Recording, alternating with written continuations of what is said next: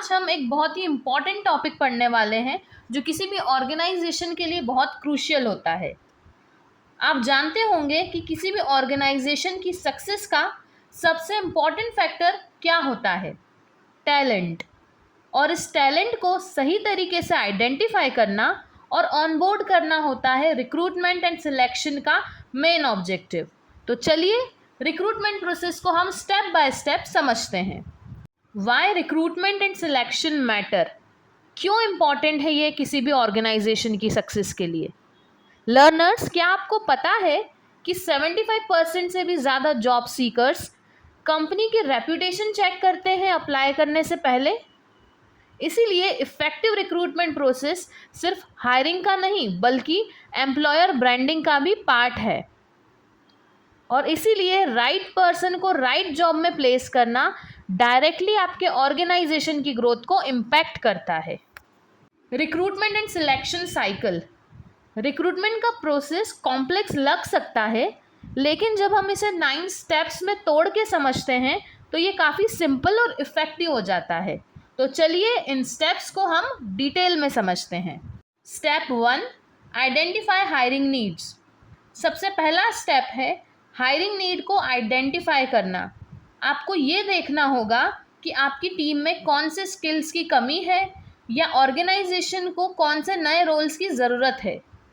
For example, जैसे अगर आपकी कंपनी नए मार्केट में एक्सपैंड कर रही है तो शायद आपको नए सेल्स प्रोफेशनल्स की ज़रूरत पड़े। Step 2, job analysis and description. अब जब हायरिंग नीड क्लियर है तो अगला स्टेप है जॉब एनालिसिस और डिस्क्रिप्शन बनाने का। इसमें आपको ये डिफ़ाइन करना होगा कि रोल की रिस्पॉन्सिबिलिटीज़ क्या होंगी, कौन से स्किल्स चाहिए होंगे और कैसे परफॉर्मेंस मेज़र किया जाएगा। चलिए आपको एक टिप देते हैं। क्या आप जानते हो कि आज के ज़माने में जेंडर न्यूट्रल लैंग्वेज का यूज़ करना बहुत ज़रूरी है ताकि आप डाइवर्स कैंडिडेट्स को अट्रैक्ट कर सकते हैं। तो जब भी आप जॉब डिस्क्रिप्शन बनाएं तो जेंडर न्यूट्रल वर्ड्स का यूज़ करिएगा।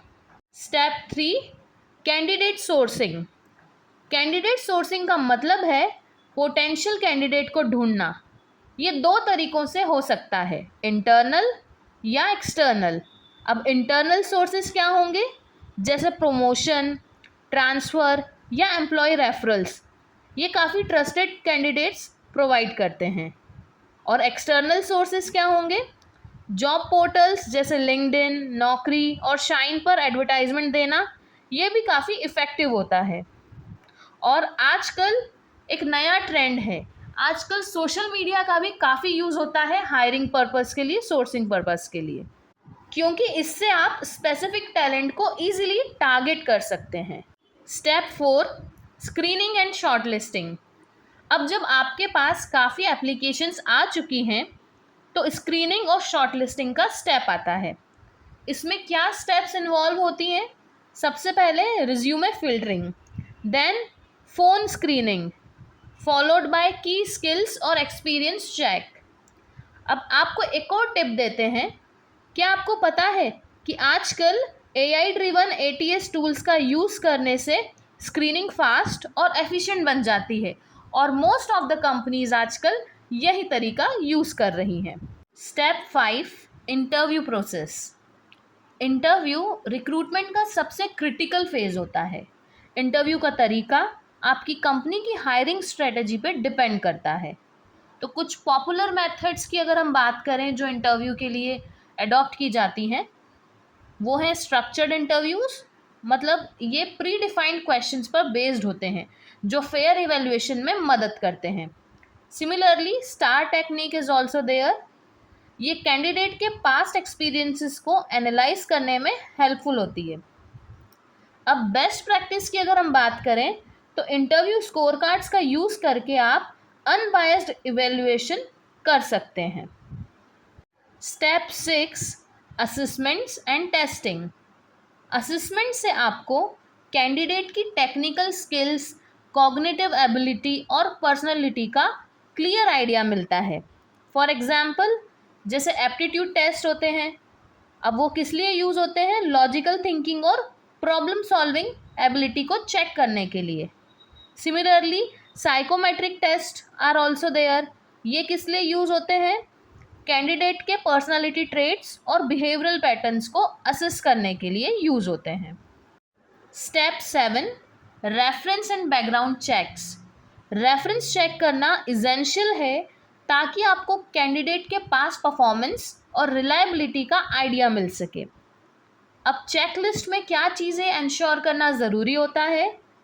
फर्स्ट, पास्ट एम्प्लॉयमेंट वेरीफाई करना, एजुकेशनल क्वालिफिकेशंस का प्रूफ लेना, उन्हें चेक करना, साथ ही साथ क्रिमिनल रिकॉर्ड चेक करना।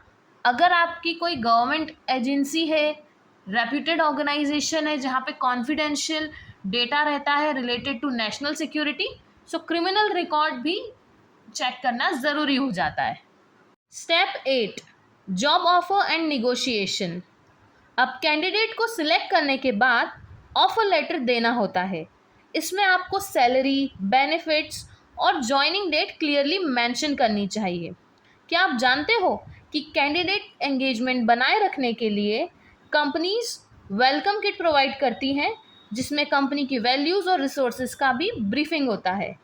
तो इससे कैंडिडेट्स को एक गिफ्ट के तौर पे भी चीज़ें प्रोवाइड कर दी जाती हैं, साथ ही साथ जो कंपनी की कोर वैल्यूज़ हैं वो भी इफ़ेक्टिवली कम्युनिकेट की जाती हैं। Step 9, onboarding and induction. Onboarding का एम होता है नए एम्प्लॉयज़ को स्मूथली इंटीग्रेट करना, मतलब जो नए कैंडिडेट ने ज्वाइन करा है उन्हें कंपनी में अच्छे से शामिल करना, फैमिलियर करवाना। इसके लिए क्या चीज़ें करी जाती हैं? सबसे पहले आईटी सेटअप और सिस्टम एक्सेस, मतलब जो न्यू ज्वाइनीज़ हैं उनको पर्टिकुलर सिस्टम प्रोवाइड करना, एक्सेस प्रोवाइड करना। देन टीम इंट्रोडक्शंस और मेंटरशिप असाइन, मतलब जो कैंडिडेट किस टीम के साथ काम करेगा उनके कलीग से इंट्रोड्यूस करवाना और मेंटर असाइन करना। नेक्स्ट, पॉलिसीज़ और एक्सपेक्टेशंस का क्लियर कम्युनिकेशन।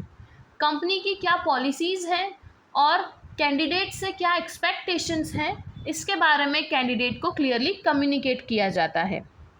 क्या आप जानते हैं कि स्ट्रक्चर्ड ऑनबोर्डिंग प्रोसेस से एम्प्लॉय रिटेंशन रेट 82% तक इम्प्रूव हो सकती है?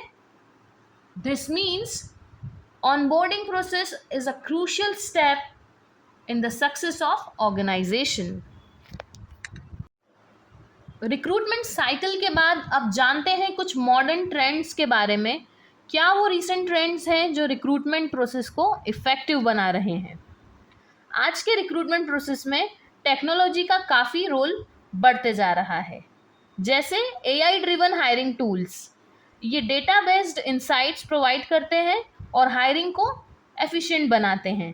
Similarly remote hiring and virtual interviews, ये ग्लोबल टैलेंट को एंगेज करने में मदद करते हैं। Data analytics for hiring insights, ये टूल्स आपकी डिसीजन मेकिंग को और इफ़ेक्टिव बनाते हैं। की चैलेंजेस एंड सॉल्यूशंस, रिक्रूटमेंट के प्रोसेस में कुछ चैलेंजेस भी होते हैं, तो चलिए जानते हैं कुछ कॉमन चैलेंजेस जो काफ़ी इम्पैक्टफुल होते हैं और कैसे हम उन्हें रिजॉल्व कर सकते हैं।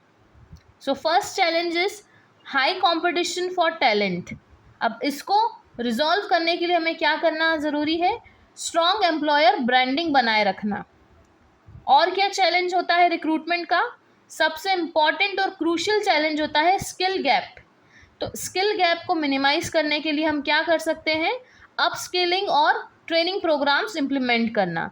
जितना ज़्यादा से ज़्यादा हम ट्रेन करेंगे, नए ट्रेंड्स के साथ अपडेटेड रहेंगे, उतनी ही आसानी से हम स्किल गैप को कम कर पाएंगे। Another challenge is candidate drop outs. अब इसका क्या रिजोल्यूशन रहेगा, कैसे हम इसे रिजॉल्व करेंगे? सो क्लियर कम्युनिकेशन और रेगुलर फॉलोअप के थ्रू हम ड्रॉप आउट रेट को भी कम कर। तो चलिए अब कंक्लूड करते हैं हमने जो आज ये टॉपिक पढ़ा। सबसे इम्पॉर्टेंट चीज़, एक structured recruitment and selection process से आप सिर्फ राइट टैलेंट को हायर नहीं करते, बल्कि अपने ऑर्गेनाइजेशन के लॉन्ग टर्म सक्सेस को भी इंश्योर करते हैं। Which means recruitment and selection are the stepping stone of an organisation success. सही स्किल्स के साथ कल्चर फिट का भी ध्यान रखना आपको सस्टेनेबल ग्रोथ में मदद करेगा। सो लर्नर्स, अगर आपके इस टॉपिक से रिलेटेड कुछ भी डाउट्स हों, क्वेरीज हों, तो हमें कमेंट सेक्शन में ज़रूर बताएं, या आप कुछ और टॉपिक्स जिन पे वीडियोस चाहते हैं वो भी आप कमेंट्स में मेंशन करें, तो हम जल्द ही उन टॉपिक्स पे भी वीडियोस बनाएंगे। सो इसी तरह चैनल को अपना सपोर्ट, अपना प्यार देते रहिए, नॉलेज को शेयर करते रहिए। So for the same, please like and share these videos, and for more such content please subscribe to our channel Management Munch. Till then, keep learning, keep shining.